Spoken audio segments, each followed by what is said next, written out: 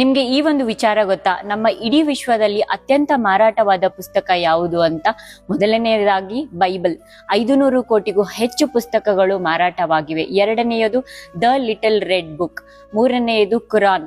80 ಕೋಟಿಗೂ ಅಧಿಕ ಕಾಪಿಗಳು ಮಾರಾಟವಾಗಿವೆ. ನಾನು ಈಗ ಹೇಳೋ ಒಂದು ವಿಚಾರದಿಂದ ನಿಮ್ಮೆಲ್ರಿಗೂ ಬೇಜಾರಾಗುತ್ತೆ.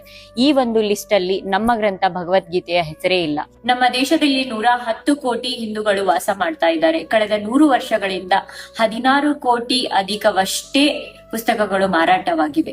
ಈ ಒಂದು ಪರಿಸ್ಥಿತಿನ ನಾವೆಲ್ಲರೂ ಸೇರಿ ಬದಲಾಯಿಸಲೇಬೇಕು. ನಮ್ಮ ಮಹಾಗ್ರಂಥದ ಪ್ರಚಾರವನ್ನು ನಾವೇ ಮಾಡದಿದ್ರೆ ಇನ್ಯಾರು ಮಾಡ್ತಾರೆ? ನಮ್ಮಲ್ಲಿರೋ ಯೂತ್ಸ್ ಮತ್ತೆ ಪ್ರತಿಯೊಬ್ಬ ಮಕ್ಕಳ ಹತ್ರನೂ ಭಗವದ್ಗೀತಾ ಇರಲೇಬೇಕು, ಅದರ ಮಹತ್ವ ತಿಳಿದಿರಲೇಬೇಕು. ಆಗಲೇ ನಮ್ಮ ಮುಂದಿನ ಪೀಳಿಗೆ ಸುರಕ್ಷಿತವಾಗೋದು.